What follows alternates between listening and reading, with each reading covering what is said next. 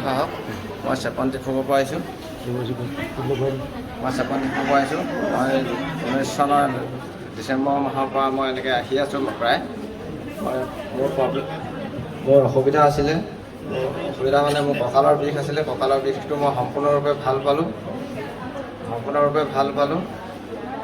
আৰু মই আগতে খুব মদ খাইছিলোঁ। মদ খোৱাৰ পৰাও মই মানে ইয়ালৈ আহিয়ে মই মদ খোৱা এৰিব পাৰিলোঁ। আৰু মোৰ দ্বিতীয় সাক্ষ্য হ'ল মোৰ এই ছোৱালীজনী এই পৰহি দিনা গধূলিৰ পৰা মানে পেট বিষ হৈছিলে আৰু বমি হৈছিলে আৰু সৰু ছোৱালীজনীও হৈছিলে। সিহঁতক এই পবিত্ৰ নামঘৰৰ পৰা নিয়া তেল পানী দিয়ে সুস্থ হ'ল। এয়াই মোৰ সাক্ষ্য। ঈশ্বৰৰ প্ৰশংসা হওক। মই গুৱাহাটীৰ পৰা আহিছোঁ আৰু সৰ্বপ্ৰথমে মই আমাৰ গুৰুজনাক কোটিবাৰ নমস্কাৰ জনাইছোঁ আৰু ইয়াতে যিমানবিলাক দাগ ঢাকি আছে সকলোকে নমস্কাৰ। প্ৰভু যীশুৰ নামেৰে নমস্কাৰ। মই গুৱাহাটীৰ পৰা আহিছোঁ। মোৰ ল'ৰাটো মানে জেলত আছে। নৱেম্বৰ মাহতে মানে এটা বস্তু দিম বুলি আগ কৰি থৈছিলোঁ। নিদিয়াৰ কাৰণে ল'ৰাটোৱে মানে মোক বহুত ঘৰত অশান্তি কৰিছে। একদম মানে মোক মাৰিবলৈ কাটিবলৈ এনেকুৱা অশান্তি পাইছে। আৰু মই সেই জৰিয়তে আজি মই বস্তুটো লৈ আহিছোঁ মোক দিবৰ কাৰণে।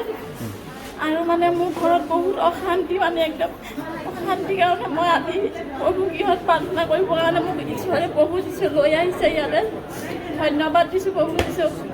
আৰু মানে মোৰ একজন গুৱাহাটী মানুহ এজনে মোক মানে ইমান অত্যাচাৰ কৰিছে নহয়। মোক মাটি সম্পত্তি ঘৰ দুৱাৰ চব কাঢ়ি লৈ গৈছে।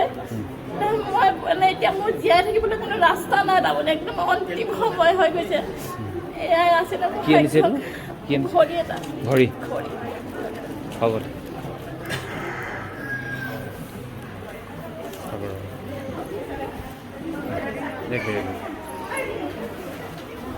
মোৰ নাম মনালিছা গগৈ।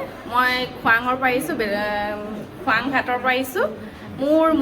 মোৰ মানে ঘূৰাই থাকে অনবৰত। মই মানে বহিবও নোৱাৰোঁ, উঠিবও নোৱাৰোঁ। অকল মূৰটো ঘূৰাই থাকে।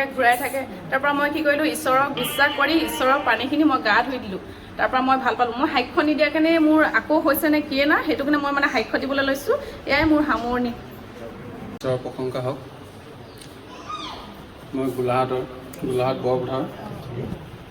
গোলাঘাট বৰপথাৰ পৰা আহিছোঁ।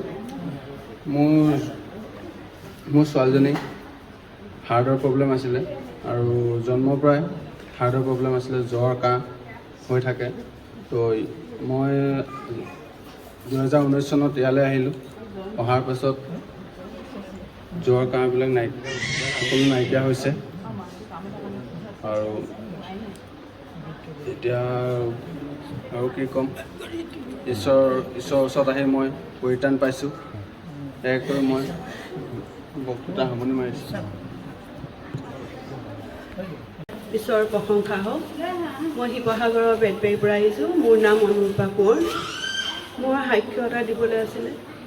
মই বহুত 3-4 বছৰ হ'ল মোৰ বিষ আছিলে ভৰিটো। মই আঁঠুৰ বিষত মানে খোজকাঢ়িব নোৱাৰোঁ। বহুত ফিজিঅ'থেৰাপি কৰিলোঁ, ভাল নাপালোঁ। তাৰপৰা এতিয়া ইউটিউবত চাই মই প্ৰভুক পালোঁ। প্ৰভুক পাই পেলাই মই এতিয়া ইয়ালৈ আহিছোঁ। মই বহুতখিনি পৰিত্ৰাণ পাইছোঁ। আৰু মই ডাঙৰ ল'ৰাটো মানে বহুত অসুখত ভুগি আছিলে। চৈতানে আমনি কৰি আছিলে বহুত। এতিয়া মাঘৰ বিহু প্ৰথম দিনাৰ পৰা আমাৰ ঘৰত বিহু নাই আৰু ল'ৰাটো মেডিকেলত সেয়েহে বিহু হৈ আছিল। আৰু তাৰপৰা ল'ৰাটো বহুত চিকিৎসা কৰিলেও নাই, ভাল নহয়। লাষ্টত আমাৰ গালি অকণমান খুৱাই মেলি অকণমান আৰোগ্য হ'ল। তাৰপৰা এতিয়া মানে ভাল পালেগৈ আৰু বহুত সুস্থ। খোজেই কাঢ়িব নোৱাৰে। বিচনাৰ পৰা ধৰি দাঙি নিবলগীয়া আছে। কেনেকুৱা বাবা দেখা এটা ল'ৰাটো আহিছে, খোজেই কাঢ়িব নোৱাৰে। সুস্থ ডাঙৰ শিকালোঁ। তাৰপৰা এতিয়া খোজকাঢ়ি মানে এনেকৈও যাব নোৱাৰে তাৰমানে।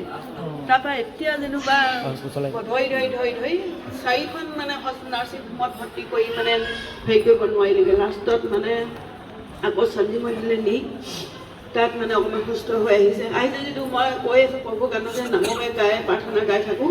তাকো কওঁ অকণমান প্ৰাৰ্থনাৰ কথা চিন্তা কৰিবি মেলিবি জানি। তাৰপৰা এতিয়া ল'ৰাটো সিও সেইদিনা আহিছিলে 12 তাৰিখে আহি গৈছিলোঁ ইয়ালৈ। তাতো প্ৰাৰ্থনা গাই মেলি গ'লোঁ। তাৰপৰা আজিও সি কৈছে মা মই প্ৰাৰ্থনা ৰাতিপুৱা প্ৰাৰ্থনা গাই শুনি থাকে ইউটিউবত। তাৰপৰা এতিয়া আহোঁ বুলি চিন্তা কৰিলে আজিও সি আহিছোঁ। ছোৱালীজনী বোৱাৰীজনীও আহিছে, ছোৱালীজনীও লৈ আহিছোঁ। তেওঁ অকণমান সুস্থ হওক বোলো। আৰু এতিয়া ব্যৱসায় ক্ষেত্ৰতো অকণমান হেৰি হৈ আছিলে, খেলি মেলি হ'ল। আগতে চাকৰিটো আছিলে, চাকৰিটো গ'লগৈ। ভগৱন্তই যেন তেওঁকো অকণমান ঘৰ সংসাৰ চলাবলৈ অকণমান যেন কিবা অনুমতি দিয়ে, প্ৰভুৰ ওচৰতে অকণমান প্ৰাৰ্থনা কৰিছোঁ। সৰু ল'ৰাটো মানে অকণ মিউজিকৰ হেৰিতে আছে, চাকৰিও ইণ্টাৰভিউ দিছে, পোৱা নাই একো। আপোনাৰ ওচৰলৈ আহিছে তেখেতো সেইবোৰ